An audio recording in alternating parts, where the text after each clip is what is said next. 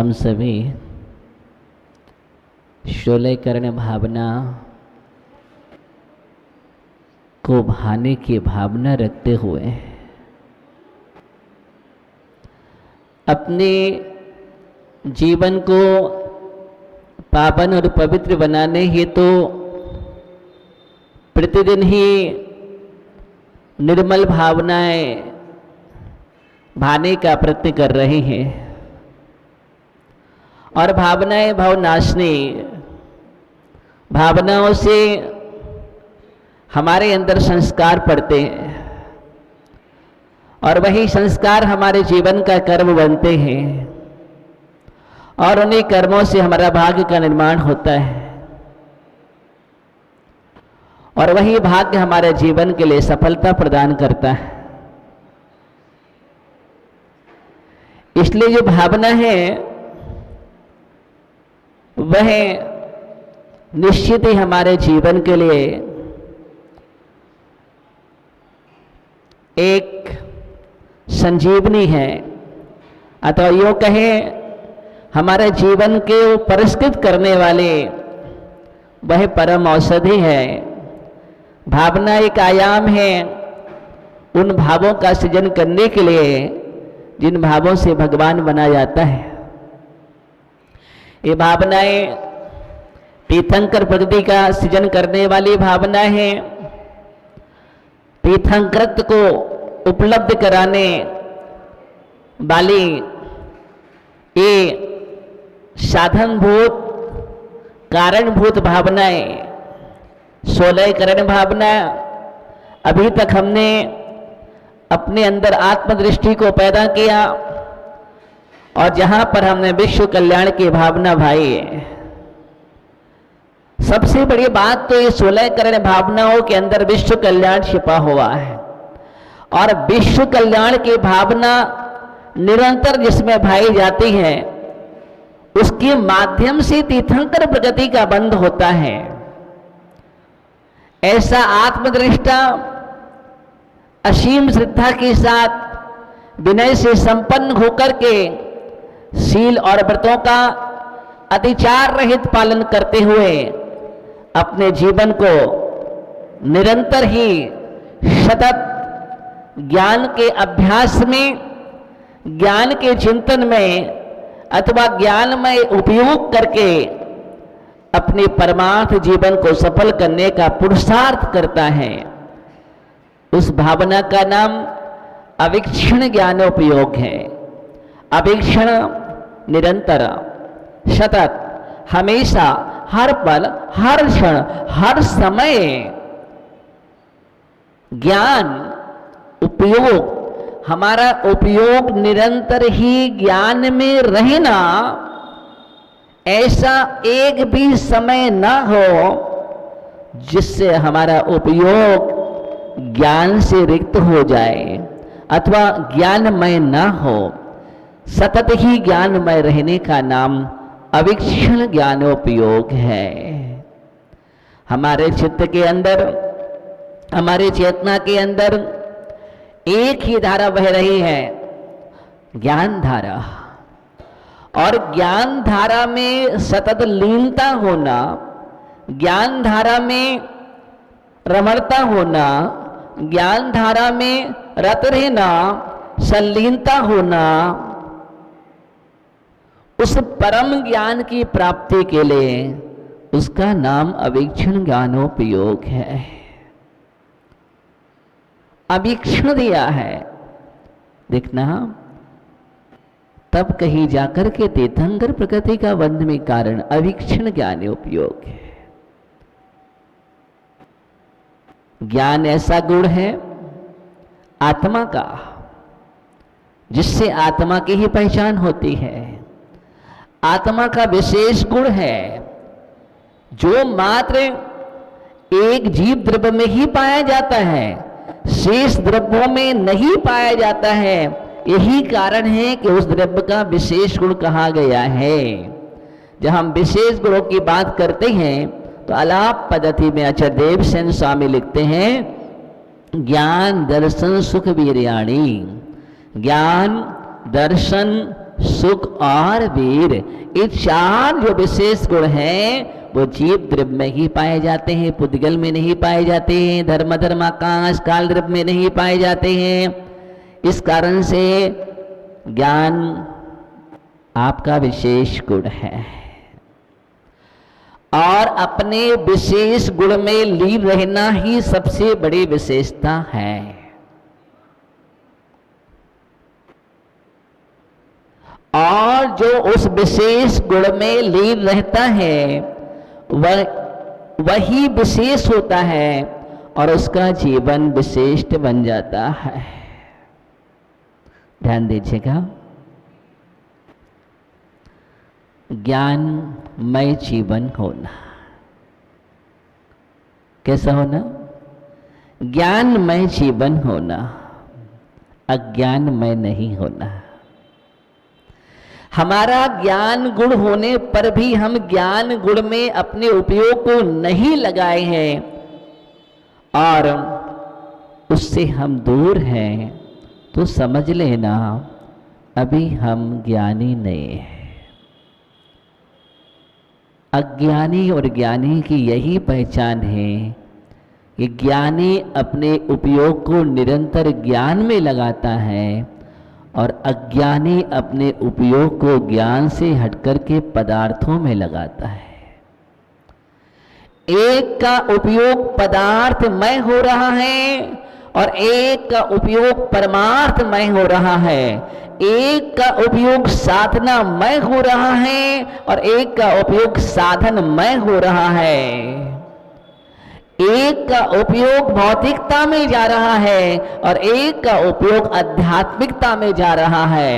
एक अपने आत्महित में लगा हुआ है निरंतर और एक राग देश में संसार में लगा हुआ है। जब हमारा ज्ञान मोह से आवृत होता है तो वही ज्ञान अज्ञान बन जाता है। जब हमारा ज्ञान मिथ्यात का सहचरी हो जाता है तो वही ज्ञान मिथ्या ज्ञान अज्ञान हो जाता है। जब हमारा ज्ञान असंयम में डूब जाता है तो वह ज्ञान हो जाता है। जब हमारा ज्ञान विषय कसायों में रंजायमान हो जाता है तो वही ज्ञान अज्ञानमय हो जाता है।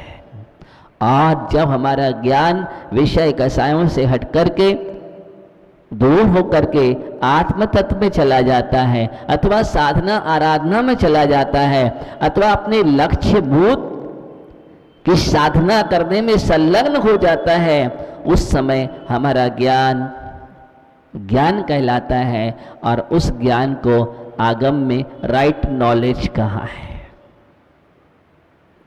और वही राइट नॉलेज सम्यक ज्ञान ही वास्तव में सुख का कारण है। मिथ्या ज्ञान दुख का कारण है। अगर देखा जाए तो सुख और दुख का कारण है क्या? किसी ने प्रश्न किया सुख का कारण क्या है और दुख का कारण क्या है? कोई पदार्थ सुख दुख का कारण नहीं है, कोई वस्तु सुख दुख का कारण नहीं है। सुख दुख का अगर कोई कारण बनता है तो वो ज्ञान और अज्ञान ही है। अज्ञान से बड़ा दुख नहीं है और ज्ञान से बड़ा सुख नहीं है। इसलिए आचार्यों ने लिखा है ज्ञान समान न आन जगत में सुख को कारण। पढ़ा आपने कहां पर? बोल ज्ञानी संजय, ये पंक्ति कहां पर लिखी है? ज्ञान समान न आन जगत में सुख का कारण। 6 ढाला में लिखा है। पंडित दौलत राम जी लिख रहे हैं ज्ञान के समान सुख का कोई कारण नहीं है। लेकिन कौन सा ज्ञान? वहां पर भौतिक ज्ञान की चर्चा नहीं है, वहां पर आध्यात्मिक ज्ञान की चर्चा है, आत्मज्ञान की चर्चा की गई है। आत्मज्ञान के समान कोई सुख का कारण नहीं है। अंतर्ज्ञानी तो बहुत है इस धरती पर, सभी सुखी हो जाएंगे लेकिन सुखी नहीं है। ज्ञानी इस धरती पर बहुत है लेकिन भौतिक ज्ञानी मिल जाएंगे, अध्यात्म के ज्ञानी या आत्मज्ञानी उंगलियों पर गिनने लायक मिलेंगे, बहुत विरले मिलेंगे, बहुत विरले। आत्मज्ञान ही हमारे जीवन के लिए सुख का कारण है।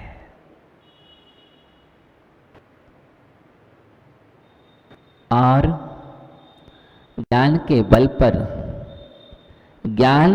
पर वह साधक अपने जीवन में कर्मों की निर्जना करता हुआ केवल ज्ञान को प्राप्त कर लेता है, और एक उस सम्यक ज्ञान के अभाव में, समीचीन ज्ञान के अभाव में बहुत सारे दुखों को आमंत्रित कर लेता है। सुख और दुख कहाँ, विचार करो। अभी आप बैठे, आपका उपयोग यहां है, अभी आप सुखी हैं। यहां से जाने के बाद आपका उपयोग विषय कसाई में पहुंचेगा, संसार में पहुंचेगा, परिग्रह में पहुंचेगा, राग रंग में पहुंचेगा, परिवार कुटुंब में पहुंचेगा। वही भरण पोषण की कहानी शुरू हो जाएगी, वही संग्रह की वृत्ति की कहानी शुरू हो जाएगी, और वहां पर आप धीरे धीरे चिंतित होने लग जाएंगे और दुखी होने लग जाएंगे। आप रास्ते में जा रहे हैं, आपके जेब से किसी ने पर्स मार दिया, अब आराम से आकर के दर्शन कर रहे हैं, आप पूजन कर रहे हैं, वंदन कर रहे हैं, लेकिन अभी आपको कोई दुख नहीं है, कोई वेदना नहीं है आपके अंदर। लेकिन जैसे ही मनोज भैया तुम बाहर पहुंचे और कुछ तुम्हें उपयोग तुम्हारा चेंज हुआ, और उपयोग चेंज होने के बाद तुम्हारा हाथ पीछे की जेब में पहुंचा और देखा कि बटुआ गायब। अब बटुआ गायब हुआ, आपके नॉलेज में आया, अब आप दुखी हो गए। अभी तक आप दुखी थे नहीं थे ना, लेकिन अब दुखी हो गए, आप कष्ट में हो गए।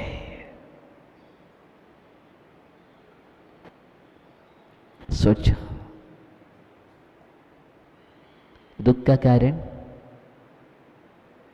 और उसी समय अगर आपका राइट नॉलेज हो जाए तो क्या होगा? दुख नहीं करोगे। अब जो था जैसा था हो गया, वो जाना था चला गया, वापस नहीं आएगा। लेकिन अब हम दुख किस बात का करें? कोई वस्तु घूम गई तो घूम गई, वो मेरे भाग्य में नहीं थी। कौन सोचेगा ये? ज्ञानी। और अज्ञानी क्या करेगा? आंसू बहाएगा, रोएगा, जगह जगह आंसू, आर्त ध्यान कर बैठेगा, और आर्त ध्यान के माध्यम से नाना प्रकार के कर्मों की स्थिति को तैयार करके आश्रय और बंद कर लेगा अपने जीवन में, संसार को बढ़ा लेगा। आर्त ध्यान आत्मज्ञानी को नहीं होता है। आर्त ध्यान का कारण अगर कोई है तो वो अज्ञान है। आर्त ध्यान अज्ञान का सचर्य है। इष्ट का वियोग हो गया। क्या हो गया? इष्ट का वियोग हो गया। और इष्ट का वियोग होने पर वह आंसू बहा रहा है। अब पल पर याद कर रहा है, याद कर करके आंसू बहा रहा है।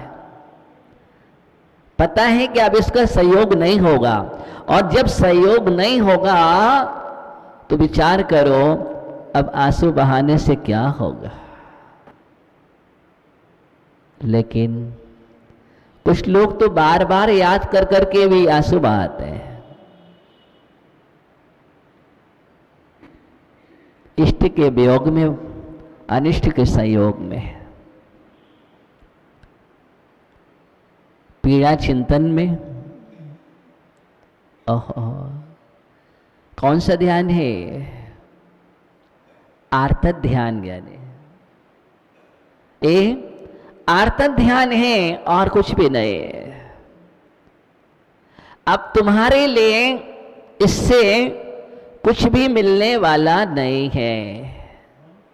पता है, जिसका संयोग जितने दिन का था उसका संयोग उतने दिन हुआ।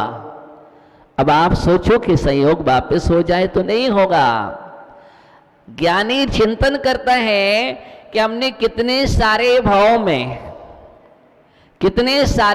में कितनों को छोड़ा, कितने भावों में कितने संबंध स्थापित हुए, कितने माता पिता बने, कितने भाई बंधु बने, कितने तुम्हारे पति बने, कितने बार पत्नी तुम बने, कितने बार तुम्हारी बहन बने, कितने बार वो भाई का संबंध हुआ, कितने तुम्हारे मित्र बने, लेकिन उन सबको तुमने कितने बार छोड़ा? सबको तुम छोड़ करके आए हो। फिर न पर्याय बदलते हैं, फिर नया संबंध होता है। यही तो संसार है। इसलिए ज्ञानी इन सब चीजों में मध्यस्थ हो जाता है। क्या होता है? ज्ञानी की पहचान वो है कि इन सब में मध्यस्थ हो जाता है। एक व्यक्ति रो रहा है, एक व्यक्ति हंस रहा है और एक व्यक्ति मध्यस्थ है।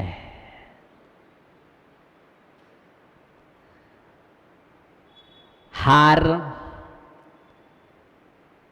पर्याय को गला दिया।